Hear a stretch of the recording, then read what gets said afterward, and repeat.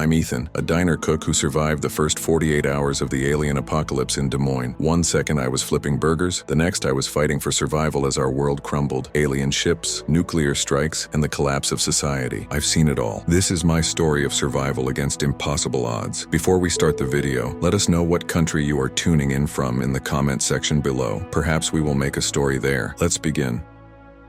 It was just another Tuesday at Rosie's Diner in Des Moines. I remember it clearly because Tuesdays were always our slowest days. I'm Ethan, and I was the head cook there for 5 years, flipping burgers, making omelets, and chatting with the regulars. That was my life. Simple, but I loved it. If only I knew how quickly everything would change. The morning started like any other. I arrived at 6, fired up the grill, and began prepping for the breakfast rush. But something felt off. Maybe it was the way the sky looked a little too red as the sun came up, or how the local news anchor seemed tense during the morning report. I brushed it off, focusing on my work. Around 10, I noticed more military vehicles than usual passing by the diner. We were used to seeing a few from the nearby base, but this was different. Convoy after convoy rumbled past, heading east. The regulars at the counter started speculating. Some thought it was a training exercise, others worried about a terrorist threat. No one could have guessed the truth. As the lunch rush began, more oddities piled up. Phones were buzzing with news, alerts that no one could quite explain. Reports of strange atmospheric disturbances, satellite failures, and unidentified objects in the sky. I tried to keep my head down and focus on cooking, but the tension in the air was palpable. Then it happened. At exactly 12:37, every TV and radio in the diner crackled to life with the emergency broadcast system. The piercing tone cut through the lunchtime chatter, silencing everyone. We all froze, waiting for the message we hoped would never come. "This is not a test," the robotic voice announced. "The United States is under attack by unknown forces. All citizens are advised to seek immediate shelter." This is not the message. Cut off abruptly, replaced by static. For a moment, nobody moved. Then, as if a switch had been flipped, chaos erupted. People rushed for the doors, abandoning half-eaten meals and personal belongings. I stood there, spatula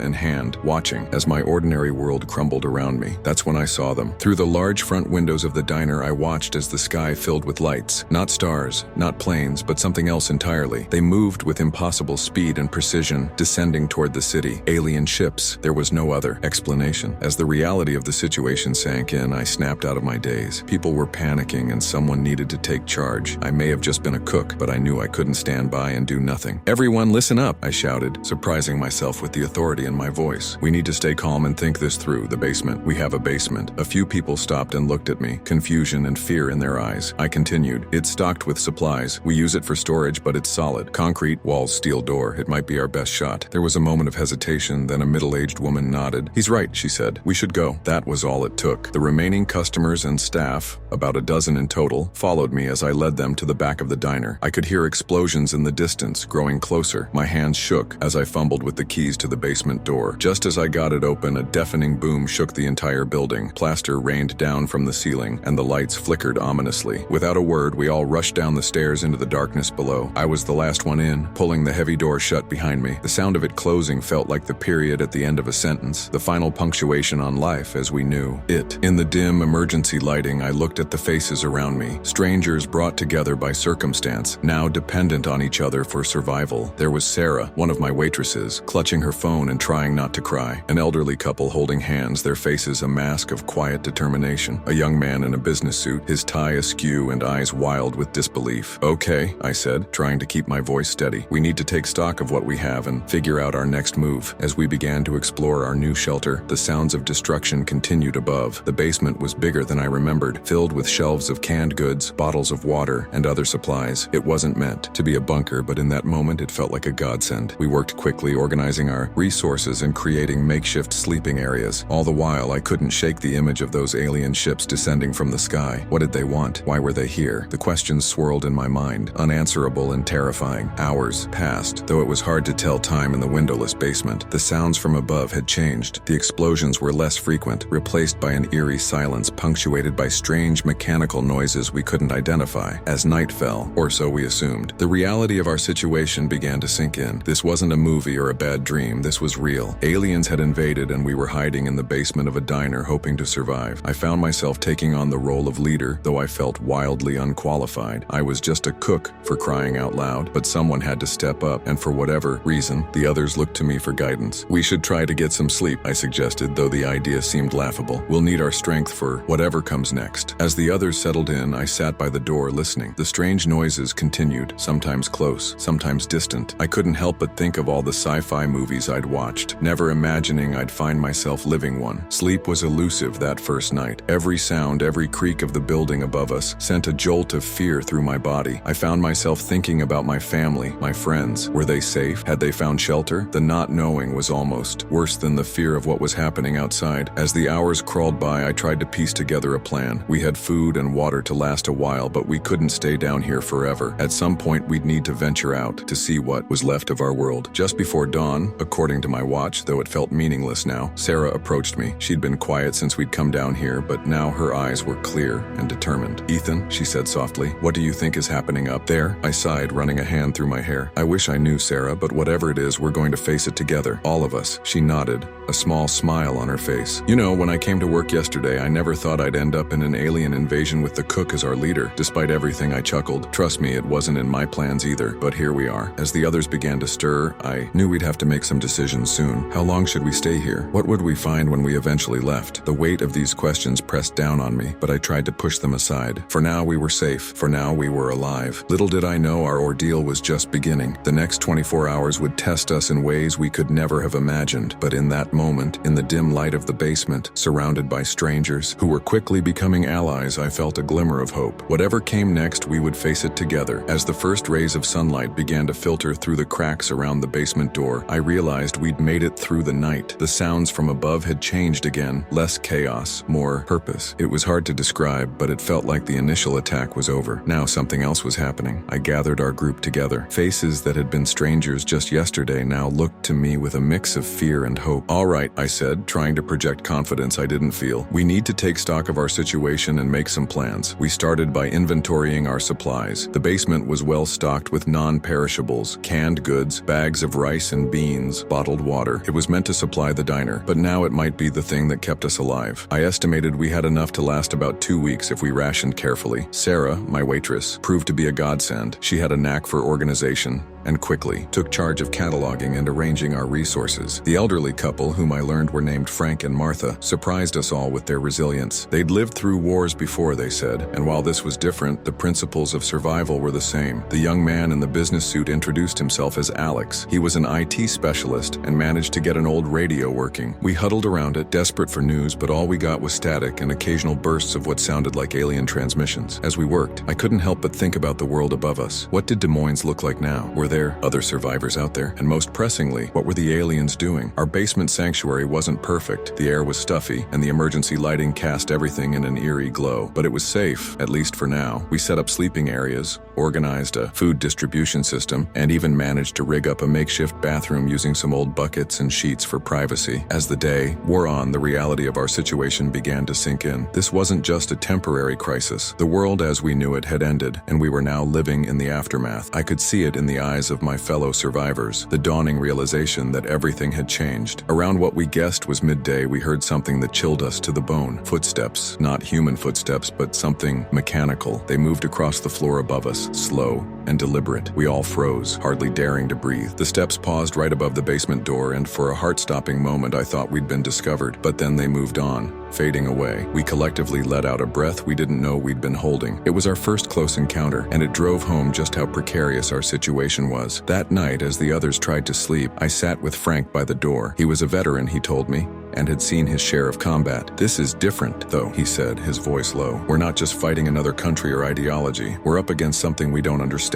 I nodded, grateful for his calm presence. "How do you stay so composed?" I asked. He smiled wryly. "Years of practice, son, and the knowledge that panic never helped anyone. We're in this for the long haul now. Best to save our energy for when we really need it." His words stuck with me as I took the first watch. The long haul. We weren't just hiding out for a day or two. This was our new reality, and we needed to start thinking long term. As the night wore on, I found myself thinking about my life before all this, the simple routine of the diner, the regulars I'd come to know over the years, the plans I'd had for the future. It all seemed so distant now, like a dream I'd woken up from. But I also realized that my experiences had prepared me for this in ways I hadn't expected. Running a kitchen required organization, quick thinking, and the ability to stay calm under pressure. Now, those skills were keeping us alive. In the early hours of the morning, Sarah joined me by the door. She couldn't sleep, she said. We sat in companionable silence for a while before she spoke. "Do you think anyone else made it?" she asked, her voice barely above a whisper. I thought about it for a moment. "I have to believe they did," I replied. "There are probably other groups like us holed up in basements and shelters all over the city, maybe even organized resistance forming." She nodded, seeming to take comfort in the idea. "What do you think they want?" she asked. "The aliens, I mean." It was a question we'd all been avoiding, but one that needed to be addressed. "I don't know," I admitted. "Resources maybe? Living space? Or maybe it's something we can't even comprehend." We fell silent again, each lost in our own thoughts. The not knowing was perhaps the hardest part. We were facing an enemy we couldn't understand, with technology beyond our comprehension. How could we hope to fight back? As dawn approached, I made a decision. We couldn't stay in this basement forever. At some point, we'd need to venture out to see what was left of our world and try to find other survivors. The thought terrified me, but I knew it was necessary. I called everyone together as the first light of day began to seep through the cracks. They looked at me expectantly, and I realized that in just 2 days I'd become their de facto leader. The responsibility weighed heavily on me, but I knew I had to step up. "We need to start planning for the future," I began. "We're safe here for now, but eventually we'll need to leave this basement. We need to know what's happening out there, find other survivors if we can." There was a moment of tense silence before Alex spoke up. "Are you saying we should go outside with those things out there?" I shook my head. "Not yet, but we need to start preparing. We'll need weapons, some way to communicate, a plan for where to go, and we need to start gathering information." Martha, who had been quiet until now, spoke up. "The radio," she said. "If we could boost its signal, maybe we could pick up transmissions from other survivors." Alex nodded enthusiastically. "I could work on that. If we had some more parts, I might even be able to rig up a transmitter." The conversation flowed from there, ideas bouncing back and forth. For the first time since the invasion, I felt a spark of hope. We were no longer just reacting to the crisis. We were starting to take control of our situation. As we talked, I couldn't help but think about the challenges ahead. We'd have to be careful, smart, and above all, lucky. But looking at the faces around me, I saw determination, resilience, and a growing sense of community. Whatever came next, we'd face it together. Little did I know our resolve would be tested sooner than any of us expected. The aliens weren't content to leave us in our hiding place, and the outside world was changing in ways we couldn't imagine. Our fight for survival was just beginning, and the next few hours would push us to our limits. But in that moment, as we planned and prepared, I felt a strange mix of fear and excitement. We were living through history, facing a threat unlike anything humanity had ever seen, and somehow, improbably, we were still alive, still fighting. As I looked around at my small group of survivors, I realized something important. We weren't just trying to stay alive. We were the beginning of the resistance. In this basement of a small diner in Des Moines, we were taking the first steps towards reclaiming our world. The aliens might have superior technology and overwhelming force, but we had something they couldn't match: the human spirit, our ability to adapt, to work together, to find hope in the darkest of times. It was what had allowed us to survive that first terrible night, and it was what would carry us forward into the uncertain future. As we continued to plan and prepare, I couldn't shake the feeling that we were on the cusp of something monumental. Our actions in the coming days and weeks could shape the future of humanity. It was a terrifying thought, but also an empowering one. I looked at my watch, noting that nearly 48 hours had passed since the invasion began. We'd survived the initial attack, made it through that first harrowing night, and now we were planning our next move. It wasn't much, but it was a start, and as the sounds of alien activity continued above us, I made a silent promise to myself and to the others. We would survive, we would fight back, and somehow, against all odds, we would find a way to win. As the third day since the invasion dawned, we knew we couldn't stay in the basement forever. The air was growing stale, and the constant darkness was wearing on our nerves. We needed to see what was left of our world, no matter how terrifying that prospect might be. I gathered our small group together. "All right, folks," I said, trying to keep my voice steady. "It's time we took a look outside. We need to know what we're dealing with." There were nervous glances exchanged, but no one objected. We'd all been thinking it, even if we were afraid to say it out loud. "We'll go in pairs," I continued. "Alex and I will go first. Sarah, you and Frank will be our backup. Martha, we need you to stay here and monitor the radio. If you hear anything, Anything at all, you let us know immediately. We spent the next hour preparing. Alex had managed to boost the radio's reception, and we'd fashioned some makeshift weapons out of kitchen tools. I held a heavy cast iron skillet in my hands, feeling ridiculous, but slightly safer. As we approached the basement door, I could feel my heart pounding. What would we find on the other side? I took a deep breath, exchanged a nod with Alex, and slowly pushed the door open. The first thing that hit me was the smell, a mix of smoke, ozone, and something alien that I couldn't quite place. We emerged into the diner's kitchen, blinking in the dim light filtering through the dust-covered windows. The diner was a mess, tables overturned, dishes shattered on the floor, but it was the view through the windows that truly took my breath away. Des Moines, or what was left of it, sprawled before us. The skyline I'd known all my life was altered, buildings toppled or sporting gaping holes, and dominating it all were the alien ships hovering silently above the city like massive metallic clouds. My God, Alex whispered beside me. I couldn't find the words to respond. We moved cautiously through the diner, our makeshift weapons at the ready. As we approached the front door, I saw something that made me freeze. There on the street outside was a piece of alien technology. It looked like some sort of probe, about the size of a car. Its surface was a dull metallic gray with strange symbols etched into it. As we watched, it emitted a soft, pulsing light. We should check it out, Alex said, his voice a mix of fear and excitement. I nodded, though every instinct screamed at me to run back to the safety of the basement. We needed information, and this might be our only chance to get it. We stepped out onto the street, the eerie silence broken only by the crunching of debris under our feet. The probe didn't react to our presence, continuing its rhythmic pulsing. As we got closer, I could see that the probe was damaged. A large crack ran along one side, exposing a tangle of wires and strange glowing components. Alex knelt down to examine it more closely. This is incredible, he murmured. The level of technology, it's like nothing I've ever seen. I was about to respond when a sound made me whirl around. There at the end of the street was an alien. It was tall, at least 7 feet, with a body that seemed to shimmer and shift as it moved. Its head was elongated, with no visible eyes but what looked like sensory organs pulsing on either side. For a moment, we all stood frozen. Then the alien made a sound, a high-pitched whine that set my teeth on edge, and started moving towards us. "Run!" I yelled, grabbing Alex's arm and pulling him to his feet. We sprinted back to the diner, my heart pounding in my ears. I could hear the alien behind us, its strange, loping gait covering ground quickly. We burst through the diner doors and down the stairs to the basement, slamming the door shut behind us. The others looked at us with wide, frightened eyes as we gasped for breath. "What happened?" Sarah demanded. "Did you see them?" I nodded, still trying to catch my breath. "They're out there," I managed to say, "and they know we're here." The next few hours were tense. We took turns watching the basement door, listening for any sign that the aliens had found our hiding place. But as time passed and nothing happened, we began to relax slightly. Alex was excited despite the danger we'd been in. He couldn't stop talking about the alien probe we'd seen. "If we could get our hands on that technology," he said, "we might have a chance of understanding them, maybe even finding a way to fight back." I had to admit, he had a point, but the risk seemed enormous. "We barely made it back alive this time," I reminded him. "Next time we might not be so lucky." As night fell, or so we assumed, given the lack of windows, we gathered to discuss our next move. We couldn't stay in the basement indefinitely, that much was clear. But where could we go? And how could we possibly survive in a world dominated by these alien invaders? It was Frank who came up with the idea that would shape our next moves. "We need to find others," he said. "Other survivors. There's strength in numbers, and maybe someone out there knows more about what's going on than we do." We all agreed it was a good plan, but the logistics were daunting. How could we search for other survivors without exposing ourselves to the aliens? And even if we found others, how could we be sure they were friendly? As we talked, I found myself thinking about the alien I'd seen. Despite the terror of the moment, I couldn't help but be fascinated. These beings had crossed unimaginable distances to reach our world. What did they want? Why were they here? Our planning session was interrupted by a burst of static from the radio. We all froze, listening intently. For a moment, there was nothing but white noise. Then, faintly, we heard a voice. "Survivors in the downtown area. Repeat, this is a message for any survivors in the downtown area. We have established a safe zone at the old subway station. If you can hear this, please respond." The message repeated twice more before fading back into static. We all looked at each other, a mix of hope and apprehension on our faces. "It could be a trap," Sarah said, voicing what we were all thinking. "Or it could be our best chance at survival," I countered. "We can't stay here forever. We need to take a risk." After much debate,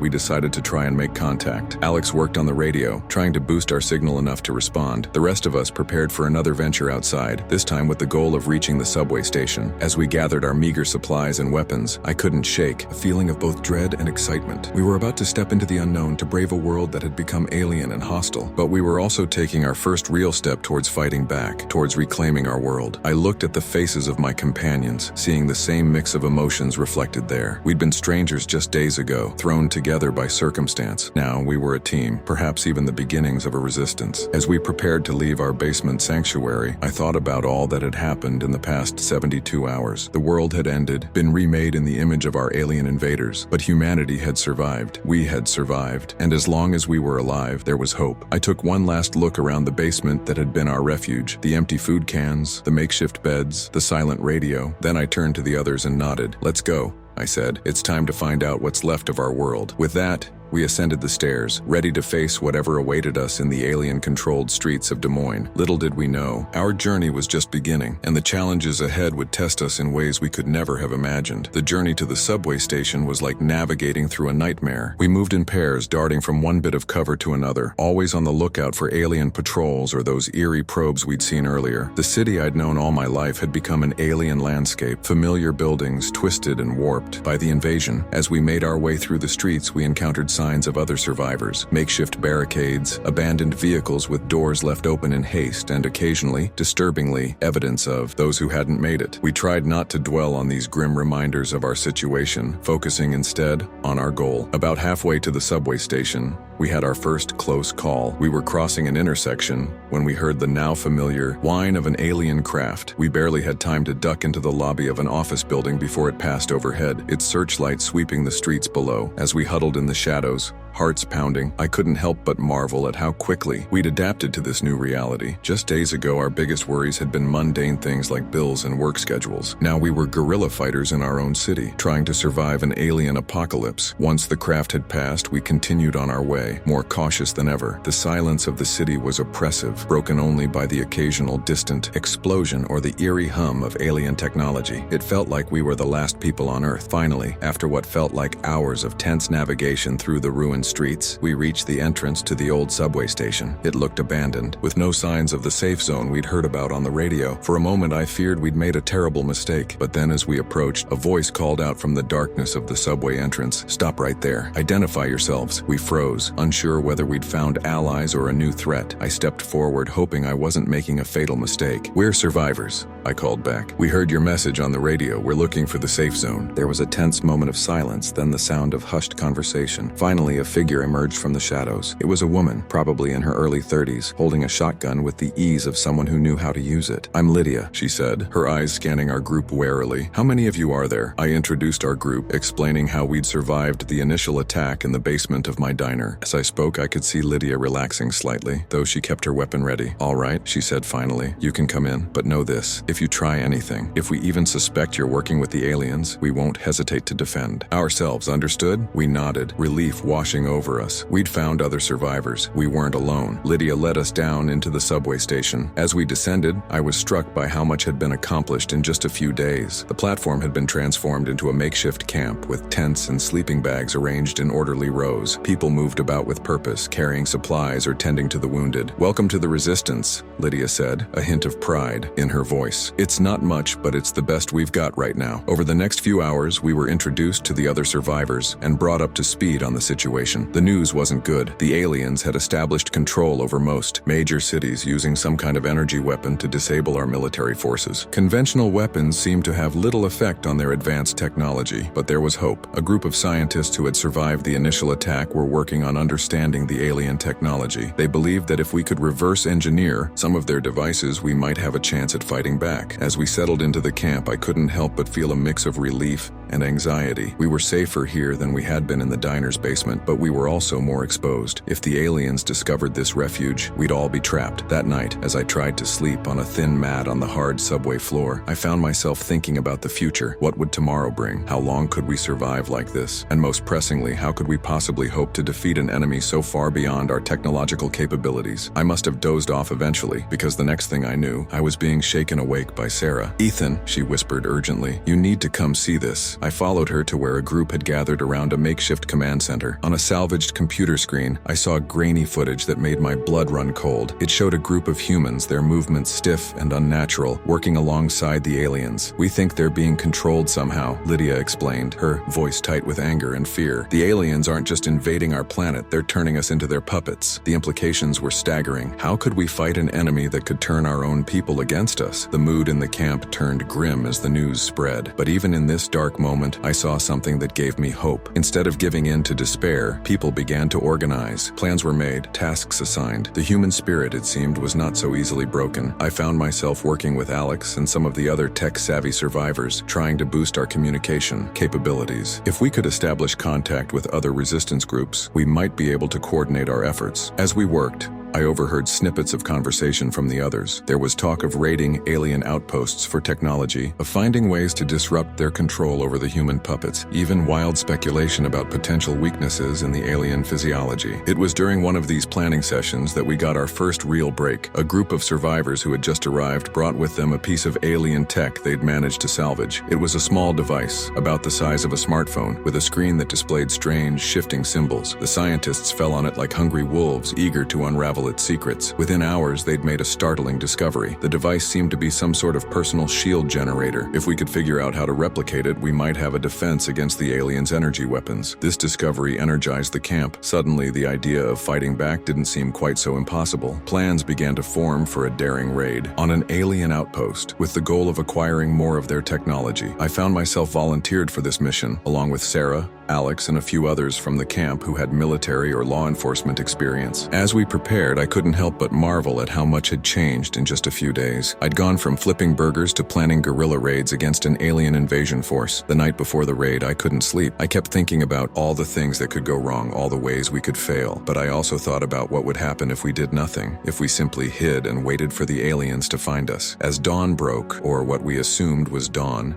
given our underground location, we gathered our gear and prepared to move out. Lydia pulled me aside just before we left. "Be careful out there," she said, her usual tough demeanor softening slightly. "We're all counting on you. If this works, it could be the turning point we need." I nodded, feeling the weight of responsibility settle on my shoulders. As we made our way back to the surface, I took one last look at the camp. These people, strangers just days ago, were now my comrades, my fellow soldiers in a war none of us had ever imagined fighting. As we emerged into the alien-controlled streets of Des Moines, I steeled myself for what was to come. We were no longer just survivors. We were the resistance. And one way or another, we were going to take our world back. Our mission to raid the alien outpost was both simpler and more terrifying than I could have imagined. We moved through the streets of Des Moines like ghosts, using the knowledge we'd gained over the past few days to avoid detection. The alien patrols were predictable in their patterns, which gave us an advantage, but the constant threat of discovery kept us all on edge. As we approached the outpost, which had once been the city's main power plant, we got our first real look at the aliens up close. They were even more bizarre and terrifying than I'd imagined. Their bodies seemed to shift and change as they moved, as if they weren't entirely solid. Their heads were elongated with no visible eyes but a series of pulsing organs that I assumed were some kind of sensory apparatus. We watched from the cover of a collapsed building as a group of human puppets, their movements jerky and unnatural, carried crates of equipment into the outpost. It was a chilling sight, seeing our own people reduced to mindless drones. Sarah, who had taken point on our small team, signaled for us to move closer. We crept forward, using the debris-strewn street for cover. As we got closer, I could feel my heart pounding in my chest. This was it. We were about to engage in humanity's first real counterattack against the alien invaders. Our plan was simple but dangerous. Alex, our tech expert, would use a device he'd cobbled together to create a distraction, hopefully drawing most of the aliens and their puppets away from the area we needed to infiltrate. The rest of us would then slip in, grab whatever alien tech we could carry, and get out before they realized what had happened. As Alex activated his device, which emitted a signal mimicking their communication frequencies, we held our breath. For a moment, nothing happened. Then, suddenly, there was a flurry of activity. Aliens and puppets alike began streaming out of the outpost, moving towards the source of the signal. "Now,"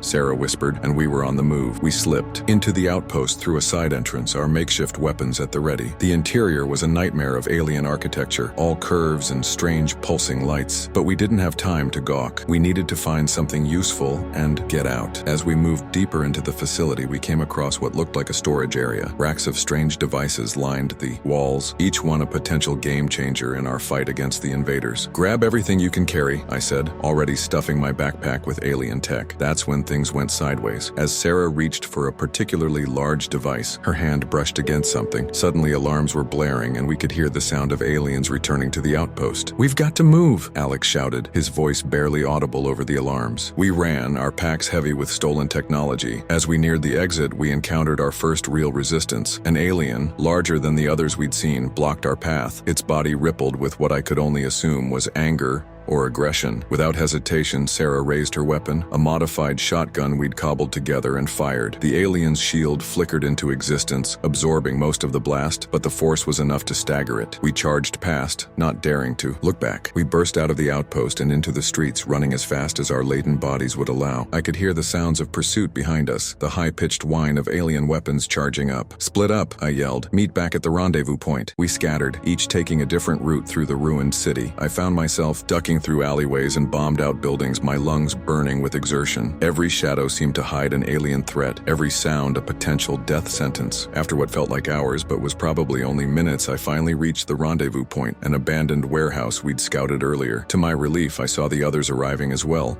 panting and scared but alive. As we caught our breath, the reality of what we'd just done began to sink in. We'd actually done it. We'd struck back against the aliens, stolen their technology. It wasn't much in the grand scheme of things, but it was a start. We made our way back to the subway station, moving cautiously and stopping often to ensure we weren't being followed. The weight of the alien tech in our packs was a constant reminder of the risk we'd taken and the potential reward. When we finally reached the safety of the resistance base, we were greeted as heroes. People crowded around us, eager to see what we'd brought back. The scientists practically salivated at the sight of the alien devices, immediately setting to work trying to decipher their functions. As the excitement died down and the adrenaline wore off, I found myself sitting alone, trying to process everything that had happened. We'd seen the aliens up close, fought them, and lived to tell the tale, but we'd also seen the human puppets, a chilling reminder of what could happen to any of us if we were captured. Sarah found me there, her face etched with the same mix of exhaustion and disbelief I was feeling. "We did it," she said, sitting down beside me. "We actually did it." I nodded, too tired to speak. We sat in companionable silence for a while, each lost in our own thoughts. It was Lydia who finally broke us out of our reverie. "We've made some progress with the tech you brought back," she said, her voice tight with excitement. "Come see." We followed her to the makeshift lab where Alex and the other tech experts were hunched over the alien devices. One in particular seemed to be the center of attention, a small cylindrical object that pulsed with an inner light. "We think it's some kind of communication device," Alex explained. "If we can crack its encryption, we might be able to listen in on their transmissions, maybe even interfere with their ability to control the human puppets." The implications were staggering. If we could disrupt the aliens' control over their human slaves, we could potentially free thousands of people. It could change the entire course of the war. As the scientists continued their work, the rest of us began planning our next move. The raid had been a success, but it had also alerted the aliens to our presence. We needed to be prepared for increased patrols, maybe even a full-scale search of the city. Over the next few days, we worked tirelessly to fortify our position and analyze the stolen tech. Progress was slow, but steady. We managed to reverse engineer some of the smaller devices, creating crude but effective personal shields that could deflect the aliens' energy weapons. But our success came at a cost. The aliens had indeed stepped up their patrols, making it increasingly difficult for us to move about the city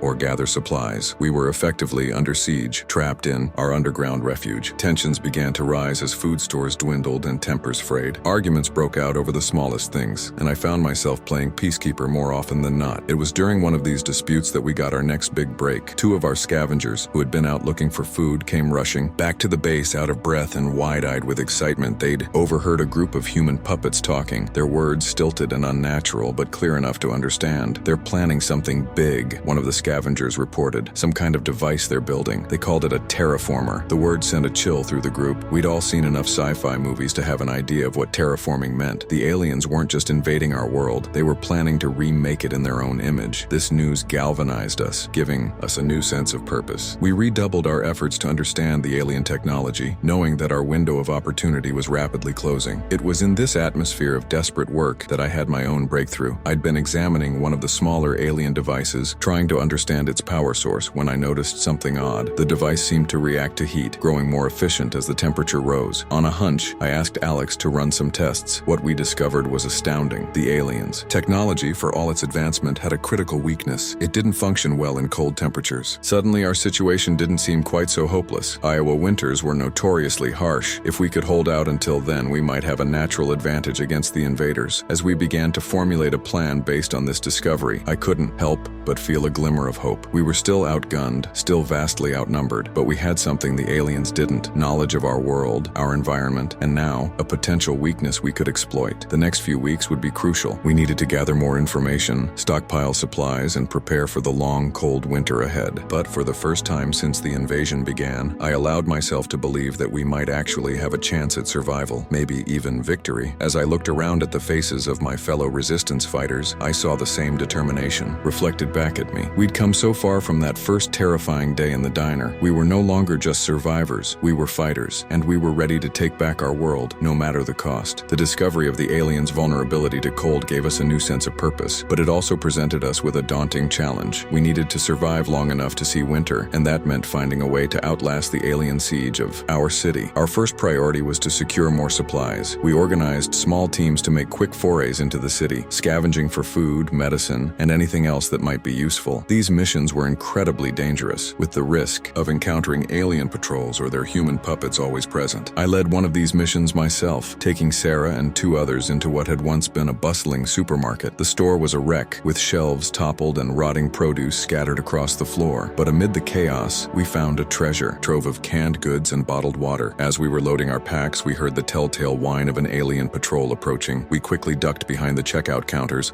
hardly daring to breathe as the aliens passed by. Their strange, shifting forms were visible through the store's broken windows, and I felt a chill run down my spine, despite the summer heat. Once the patrol had passed, we made our way back to the subway station, moving as quietly as we could through the debris-strewn streets. The city was almost unrecognizable now, with alien structures jutting out from familiar buildings like strange, metallic tumors. Back at our base, we distributed the supplies and shared what we'd seen with the others. The alien presence in the city seemed to be growing, with more patrols and strange devices appearing every day. We knew we were running out of time. It was during one of our planning sessions that disaster struck. We were discussing ways to expand our underground network when suddenly the lights flickered and went out. For a moment, there was panic in the darkness. Then our emergency generators kicked in, casting the station in an eerie, dim light. Alex, who had been monitoring our jerry-rigged power system, came running up, his face pale with worry. "They've found us," he said, his voice barely above a whisper. "They've cut the main power lines to the subway system." The implications were clear. The aliens knew we were here, or at least suspected it. It was only a matter of time before they came searching for us. We sprang into action, implementing the evacuation plan we'd prepared but hoped never to use. People grabbed what supplies they could carry as we prepared to abandon our refuge. But where could we go? The city above was crawling with aliens and their puppets. That's when Frank, the elderly veteran who'd been with us since the beginning, spoke up. "I know a place," he said. "An old Cold War bunker outside the city. It's not much, but it might buy us some time." It was a risky move, but we didn't have many options. We decided to split up into smaller groups, each taking a different route out of the city. We hoped that by dispersing, we'd have a better chance of at least some of us making it to the bunker. I found myself leading a group of 10, including Sarah and Alex. We made our way through the underground tunnels, using maintenance shafts and old service corridors to avoid detection. The going was slow and treacherous, with collapsed sections and flooded areas forcing us to find alternate routes. After what felt like hours of tense, silent travel, we finally emerged on the outskirts of the city. The sight that greeted us was both awe-inspiring and terrifying. A massive alien structure dominated the skyline, its surface pulsing with strange energies. This, we realized, must be the terraformer we'd heard about. We had to move quickly. The open terrain between us and the relative safety of the countryside left us exposed. We ran, our packs heavy on our backs, always expecting to hear the whine of an alien weapon or the shout of a human puppet. Just as we reached the tree line, disaster struck. One of our group, a young woman named Emily, tripped and fell with a cry of pain. I turned back to help her, but it was too late. An alien patrol had heard her and was closing in fast. "Go!" I shouted to the others. "I'll distract them and catch up." Sarah looked like she wanted to argue, but there was no time. She nodded grimly and led the others into the woods as I helped Emily to her feet. The aliens were almost upon us. In that moment, I made a decision that would haunt me for days to come. I pushed Emily towards the woods and turned to face the aliens, armed with nothing but a makeshift weapon and desperate courage. What happened next was a blur of terror and adrenaline. I remember the searing heat of alien weapons fire, the strange warbling cries of the aliens themselves. I ran, ducked, and weaved, leading them away from where the others had fled. By some miracle, I managed to lose them in the ruins of a collapsed overpass. I huddled there, heart pounding, for what felt like hours before I dared to move again. When I finally made it to the rendezvous point Frank had described, I was exhausted, injured, and alone. But to my immense relief, I found most of our group had made it, including Sarah and Alex. The bunker Frank had led us to was indeed old, dating back to the height of the Cold War. It was musty and cramped, but it was defensible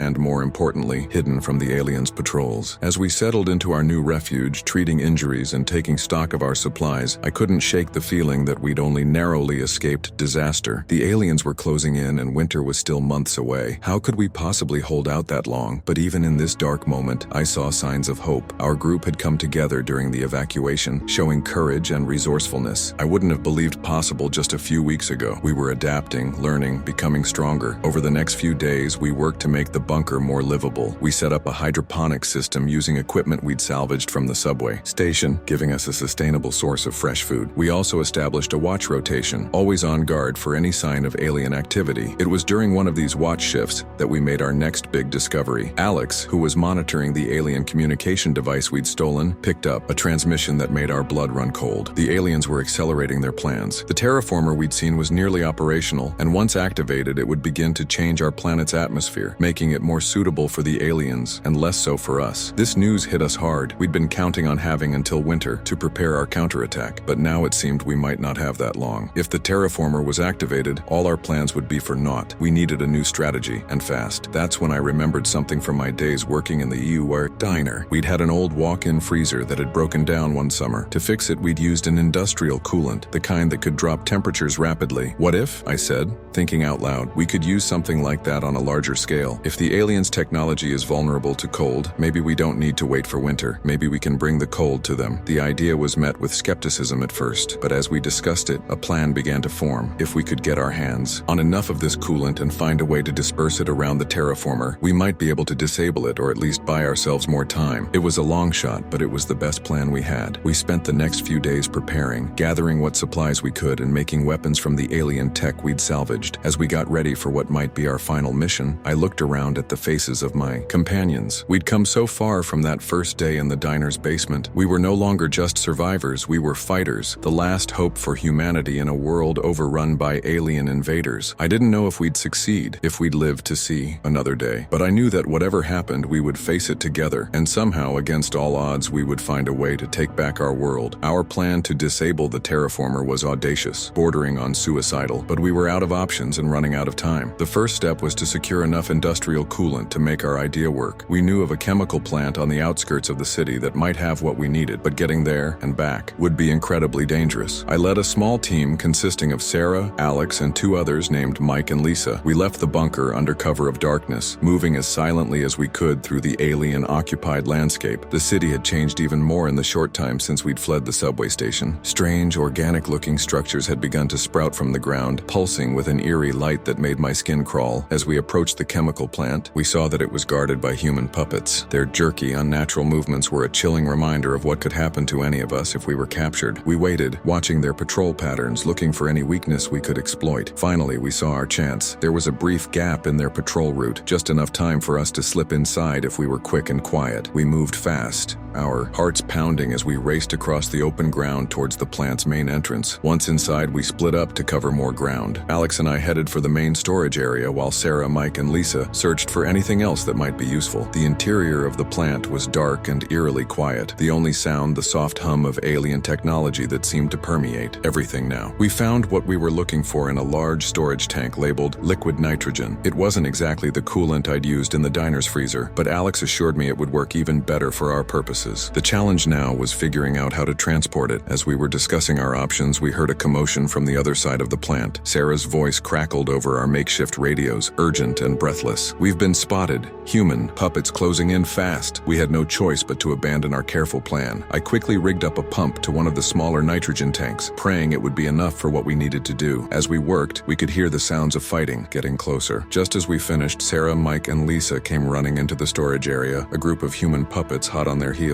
Without thinking, I turned the nitrogen tank towards our pursuers and opened the valve. A blast of supercooled gas shot out, engulfing the puppets. The effect was immediate and shocking. The puppets froze in place, the alien technology technology controlling them, unable to function in the extreme cold. For a moment, we all stood there, stunned by what we'd just discovered, but we didn't have time to dwell on it. More puppets would be coming, and we needed to get out of there. We grabbed what we could carry and ran, the weight of the nitrogen tanks slowing us down but giving us hope that our crazy plan might actually work. The journey back to our hideout was tense, every shadow potentially hiding an alien patrol or more human puppets. But somehow we made it, collapsing in exhaustion but elated at our success. As we recovered and shared what we'd learned with the others, a new plan began to form. The nitrogen's effect on the human puppets gave us an edge we hadn't anticipated. If we could find a way to disperse it over a larger area, we might be able to not only disable the terraformer, but also free a significant number of puppets. Over the next few days, we worked tirelessly to modify the alien technology we'd salvaged, combining it with the nitrogen tanks to create what we hoped would be a game-changing weapon. It was a strange hybrid of human ingenuity and alien tech, cobbled together with desperation and hope. All the while, we could see the terraformer growing larger, its ominous presence a constant reminder of what would happen if we failed. Strange weather patterns had begun to develop, with unseasonable cold snaps followed by periods of intense heat. The aliens were already beginning to change our world. Finally, after what felt like an eternity of preparation, we were ready. Our plan was simple in concept but incredibly dangerous in execution. We would split into two teams. One, led by Sarah, would create a diversion to draw away as many aliens and puppets as possible. The other, which I would lead, would approach the terraformer and attempt to disable it with our cold weapon. The night before our mission, none of us could sleep. We sat together in the bunker, sharing stories and memories of the world we'd lost and the one we hoped to reclaim. Despite the danger ahead, there was a sense of camaraderie and purpose that filled me with a strange kind of joy. Whatever happened tomorrow, we would face it together. As dawn broke, we set out towards the terraformer. The massive structure loomed over the city, its surface writhing with alien energies. As we got closer, we could feel a strange pressure in the air, as if the very atmosphere was being warped by the terraformer's presence. Sarah's team moved off to begin their diversion, leaving the rest of us to continue towards our target. We moved carefully, using the ruins of buildings for cover, always watching for patrols. We were about halfway to the terraformer when everything went sideways. An alien ship appeared overhead, its searchlight sweeping the ground. We froze, hardly daring to breathe as the light passed over our position once, twice. For a moment I thought we'd escaped detection. Then the air was filled with the high-pitched whine of alien weapons charging up. They'd spotted us. "Run!" I shouted.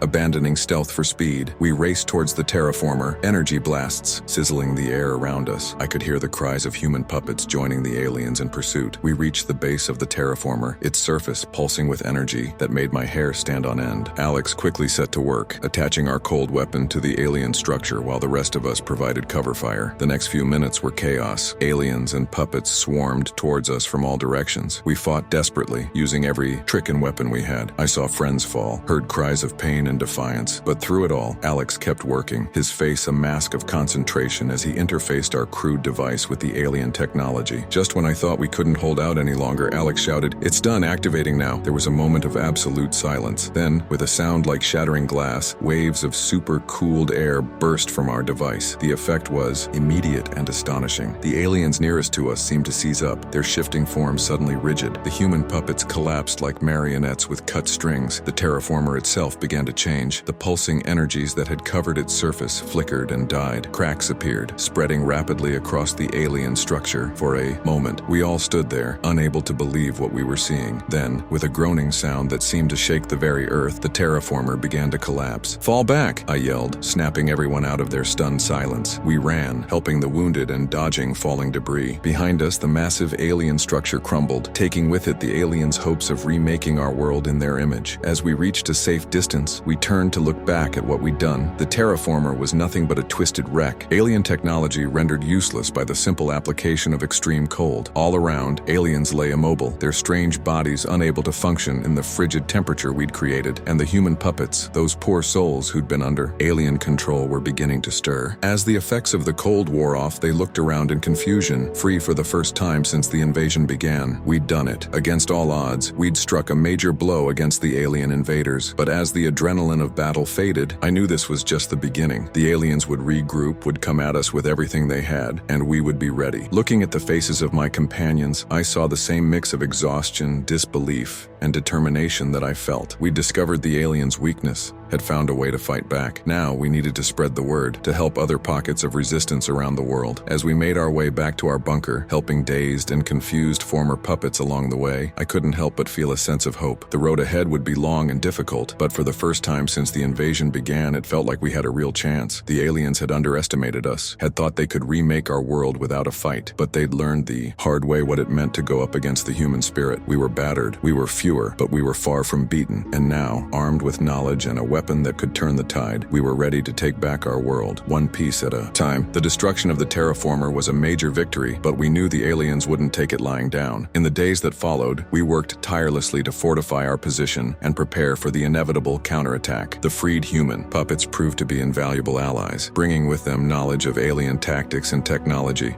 that we'd previously only guessed at. One of these former puppets, a woman named Dr. Elena Rodriguez, turned out to be a geneticist who had been working on a secret government project before the invasion. Her insights into the aliens' biology were fascinating and terrifying in equal measure. Their genetic structure is unlike anything I've ever seen, she explained to us during one of our strategy meetings. It's not just adaptable, it's constantly evolving. That's why they can change shape, why their technology seems to merge with their bodies. But this also means they're vulnerable to rapid environmental changes, like the cold we used against them. This information gave us a new avenue to explore. If we could find a way to trigger rapid mutations in the aliens' genetic structure, we might be able to incapacitate them without resorting to lethal force. It was a long shot, but given our limited resources, every potential advantage was worth exploring. While Dr. Rodriguez and her team worked on this new approach, the rest of us focused on more immediate concerns. We needed to establish contact with other resistance groups to share what we'd learned about the aliens' weakness to cold. Alex and his tech team worked around the clock to boost the range of our communications equipment using salvaged alien tech to amplify our signals. It was during one of these communication attempts that we received our first response. A scratchy voice came through our makeshift radio, identifying themselves as part of a resistance cell in Chicago. They'd seen the destruction of our terraformer and wanted to know how we'd done it. As we shared our story and our knowledge, more calls started coming in. Resistance groups from all over the Midwest reached out, each with their own tales of survival and struggle. It was heartening to know we weren't alone in this fight, that pockets of humanity were still holding out against the alien invasion. But with this expanded communication came troubling news. The aliens were adapting to our cold-based attacks, developing shields that could withstand extreme temperature changes. Our advantage was shrinking, and we needed a new plan. It was Sarah who came up with our next move. We need to take the fight to them, she said during one of our strategy sessions. Hit them where they're vulnerable before they have a chance to adapt. Her plan was daring, perhaps even reckless. We would infiltrate the aliens' main base in the city, the place where they coordinated their operations and conducted their experiments on human subjects. If we could disrupt their command structure, we might buy ourselves and other resistance groups valuable time. The preparation for this mission was intense. We spent weeks gathering intelligence, training with our alien hybrid weapons, and planning for every contingency we could think of. All the while, we could see the aliens rebuilding, their strange structures rising once again on the horizon. The night before our mission,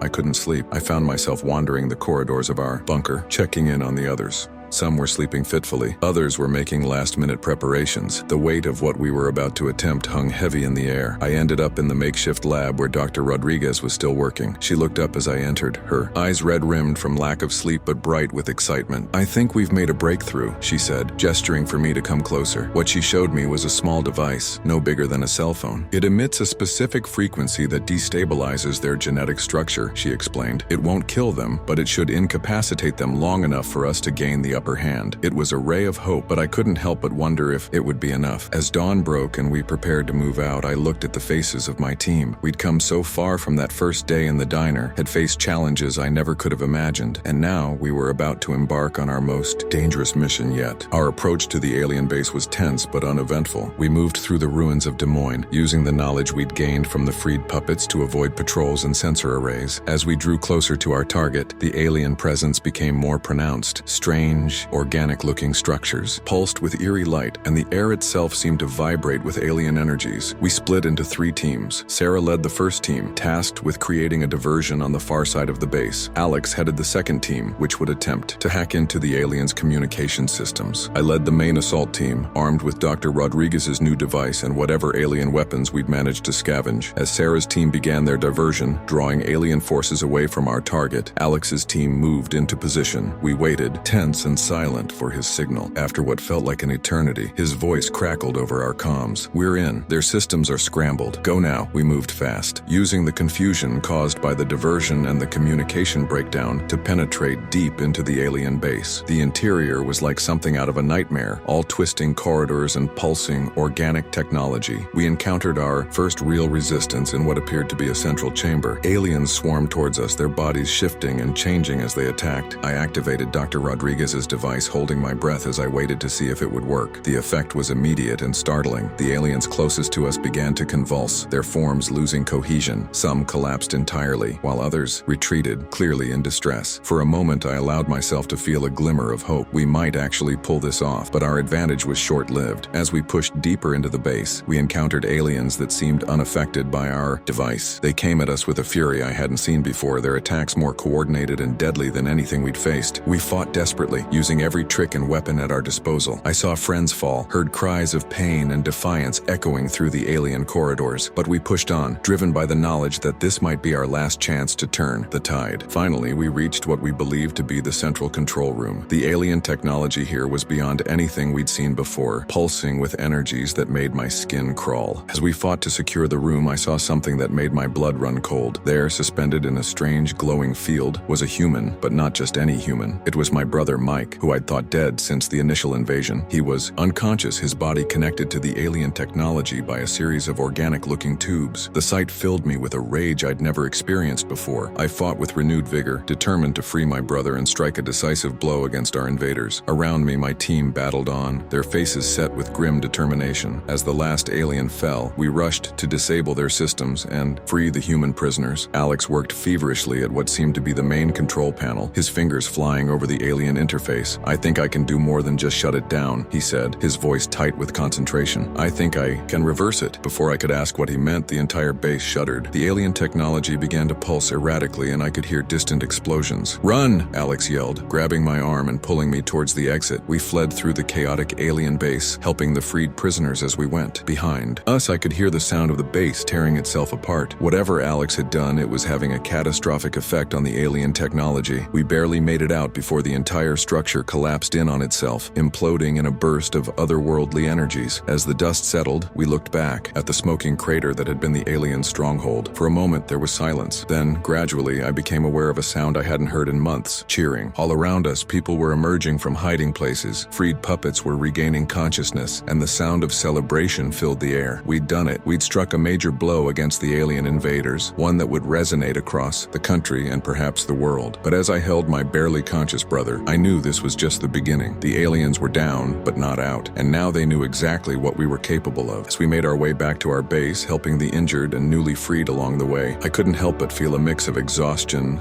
elation, and apprehension. We'd won a significant victory, but at a great cost, and the hardest part of our fight might still be ahead of us. The aliens would regroup, would come at us with everything they had, but now we had hope and knowledge, and a growing army of freed humans ready to fight for their world. Whatever came next, we would face it together. The human race had proven its resilience once again, and we were far from beaten. The real war, I realized, was just beginning. The destruction of the alien base marked a turning point in our struggle, but it also brought new challenges. As we regrouped in our bunker, tending to the wounded and debriefing the freed prisoners, we realized the scale of what we'd accomplished and the new dangers we faced. My brother Mike, once he regained consciousness, provided us with invaluable information. The aliens had been using him and other captives as test subjects, trying to understand human biology and how to better control us. What they'd learned was terrifying. "They're not just invading," Mike told us, his voice hoarse from disuse. "They're trying to merge with us, to create some kind of hybrid species that can survive on both our world and theirs." This revelation revelation sent shockwaves through our group. The idea that the aliens weren't just conquerors but were attempting to fundamentally change what it meant to be human added a new urgency to our fight. Dr. Rodriguez took charge of analyzing the data we'd retrieved from the alien base. Her findings were both fascinating and disturbing. The aliens' genetic structure was even more complex than we'd initially thought, capable of adapting to new environments at an astonishing rate. They're already evolving to resist our cold-based weapons, she explained during one of our strategy meetings. We need to find a new way to fight them, and fast. But even as we grappled with this new threat, we faced a more immediate challenge. The destruction of their base had enraged the aliens, and they were retaliating with a ferocity we hadn't seen before. Reports came in from other resistance cells of increased attacks, more aggressive tactics, and a new type of alien warrior that seemed impervious to our weapons. We knew we needed to act quickly to capitalize on our victory before the aliens could regroup. But how? Our resources were stretched thin, our people exhausted from the constant fighting. It was Sarah who came up with our next move. We need to take this global, she said. We've proven we can hurt them. Now we need to share what we've learned with the rest of the world. Her plan was audacious. We would use the alien communication technology we'd salvaged to broadcast a message of hope and resistance to every corner of the globe. We'd share our knowledge of the aliens' weaknesses, our cold-based weapons designs, and Dr. Rodriguez's research into their biology. But to do this, we needed to get to a place with enough power and the right equipment to boost our signal worldwide. The nearest option was a military communications facility about 100 miles away. Getting there would mean traveling through alien-controlled territory, risking everything on this one gambit. The debate over whether to attempt this mission was fierce. Some argued that we should focus on defending what we'd gained, on building up our strength locally before trying to expand. Others, myself included, believed that our best chance lay in uniting the global resistance movement. In the end, the decision was made. We would make the journey, risking everything on the hope that our message could turn the tide of the war. The preparation for this mission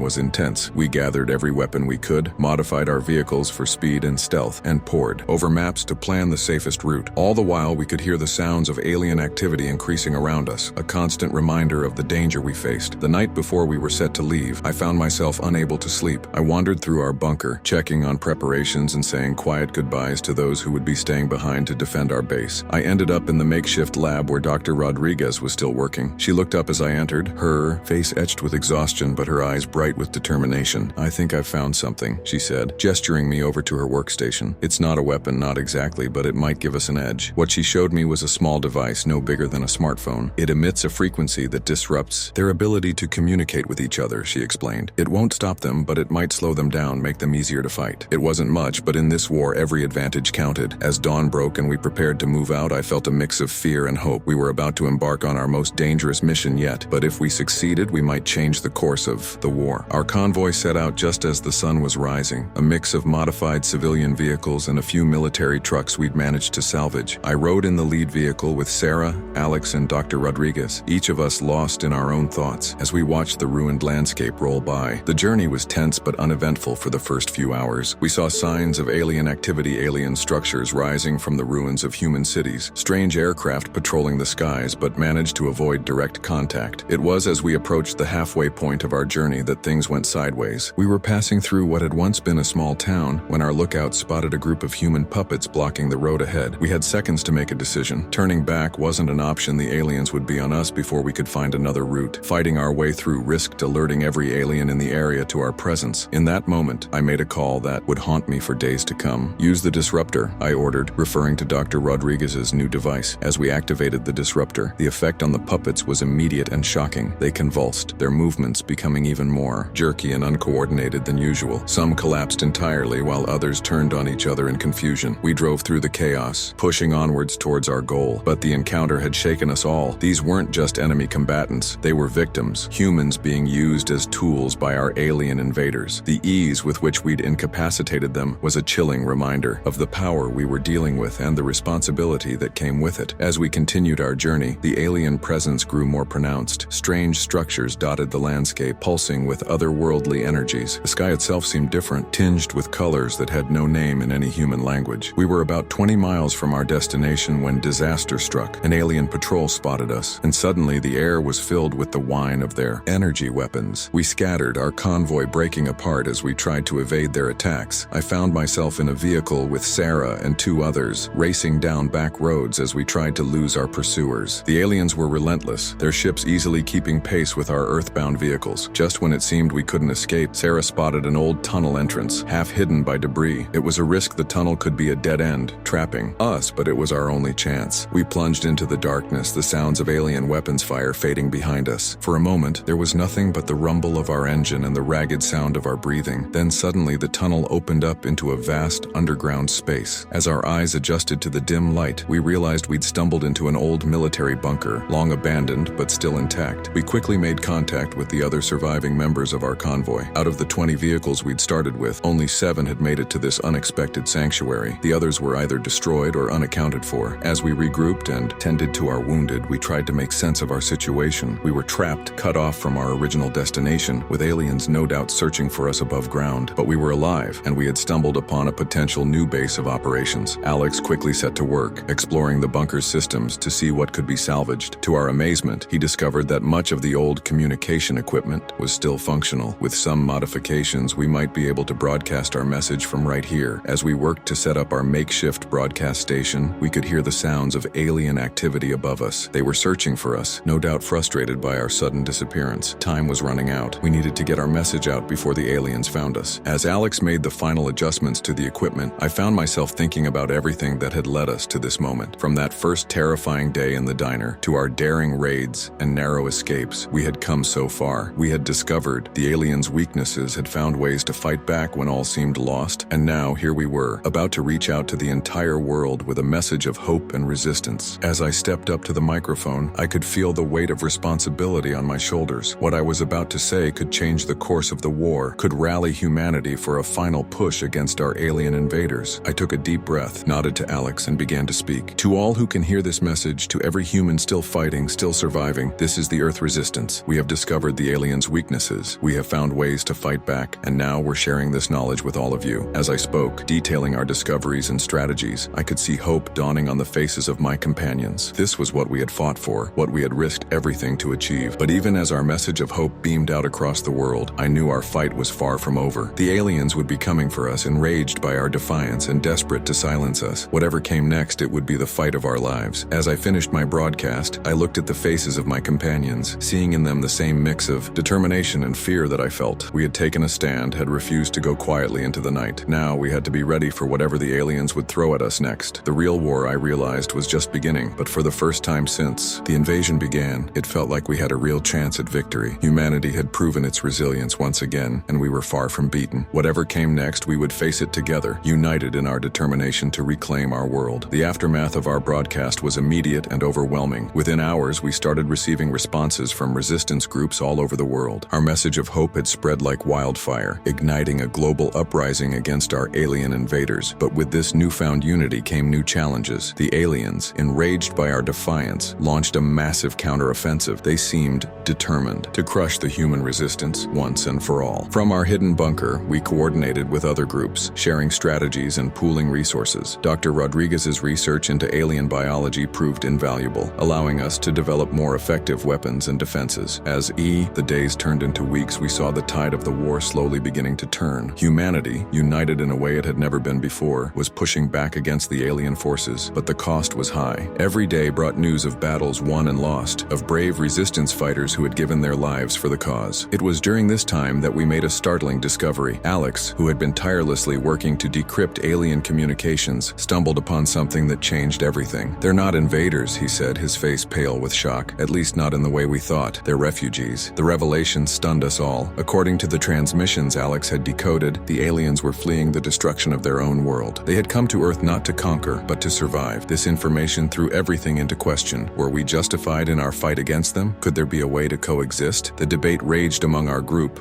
with opinions sharply divided. In the end, it was Sarah who brought clarity to the situation. "Their motives don't change what they've done," she argued. "They've killed millions, enslaved more. Whatever their reasons, we have the right to defend our world." Even as we grappled with this moral dilemma, the war raged on. The aliens, perhaps, sensing that their true nature had been discovered, became even more aggressive in their attacks. Our bunker, which had been our safe haven for weeks, suddenly became a death trap. A massive alien force converged on our location, determined to wipe us out. The battle that that followed was the most intense we had ever faced. We used every weapon, every tactic we had developed. Dr. Rodriguez's disruptor proved crucial, allowing us to confuse and disorient the alien forces. For hours, the fate of our resistance hung in the balance. I saw friends fall, heard the cries of the wounded, and the defiant shouts of those still fighting. Through it all, we held on, determined not to let our message of hope die here. Just when it seemed we couldn't hold out any longer, we received an unexpected reprieve. A squadron of fighter jets, their pilots having heard our broadcast and joined the resistance, arrived to provide air support. The sight of human aircraft engaging the alien ships filled us all with a renewed sense of hope. We weren't just surviving anymore. We were fighting back, reclaiming our skies. As the alien forces retreated, we emerged from our bunker to a world forever changed. The landscape was scarred by battle, alien structures intermixed with the ruins of human cities. But there was also hope. All around us, we could see signs of humanity rebuilding, adapting, and preparing for whatever came next. In the days that followed, we worked tirelessly to strengthen our global network of resistance. We shared technology, coordinated attacks, and continued to broadcast messages of hope and defiance. But even as we celebrated our victories, we knew the war was far from over. The aliens, despite their setbacks, still held vast swathes of our planet, and now that we knew their true nature, the path forward was less clear than ever. It was during a strategy meeting that Mike, my brother, who had been a prisoner of the aliens, made a suggestion that would change everything. We need to communicate with them,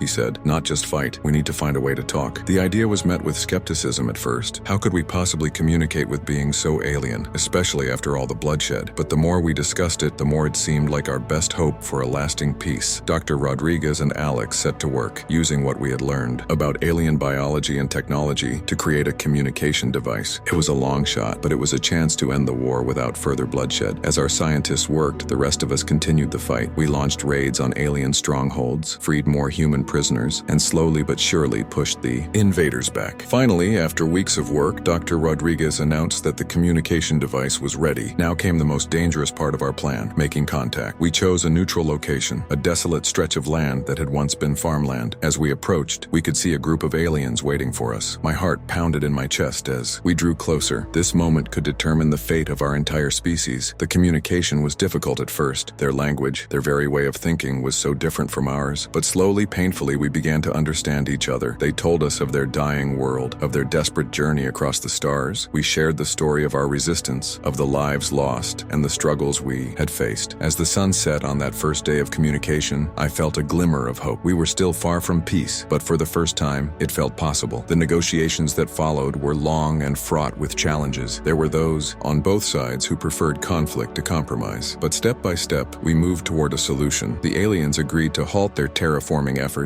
and to free all human prisoners. In return, we would help them establish a colony in some of Earth's more inhospitable regions, areas that were of little use to us but could support their unique biology. It wasn't a perfect solution. There were many who felt we were giving up too much, who couldn't forgive the aliens for the destruction they had caused. But after years of war, the chance for peace was too precious to ignore. As I stand here now, looking out over a world forever changed by the events of the past few years, I'm filled with a mix of emotions. We've lost so much, faced challenges I never could have imagined back when I was just a cook in a small town diner. But we've also gained something precious. We've seen the strength of the human spirit, our ability to unite in the face of overwhelming odds, and we've taken our first steps into a larger universe, one filled with wonders and dangers beyond our wildest dreams. The road ahead won't be easy. We have a world to rebuild, wounds to heal, and a fragile peace to maintain. But looking at the faces of my fellow survivors, I see determination, hope, and a readiness to face whatever comes next. We are the generation that faced the stars and stood our ground. We are the ones who will shape the future of our species, and whatever that future holds, we will face it together, stronger for the challenges we've overcome. As I end this chronicle of our struggle, I'm reminded of something Sarah said to me on that first terrifying day of the invasion. We're going to survive this. We're going to fight back, and someday we're going to win. Against all odds, we did just that. We survived, we fought back, and in our own way, we won. Not through total victory or the annihilation of our enemy, but through understanding, perseverance, and the unbreakable spirit of humanity. Our story, the story of Earth's resistance, will be told for generations to come, but more importantly, it will be a lesson, a reminder of what we can achieve when we stand together in the face of impossible odds. The alien invasion changed our world forever, but it also revealed the best of who we are. And as we step into this new era, I can't help but feel that the greatest chapters of human history are still to be written.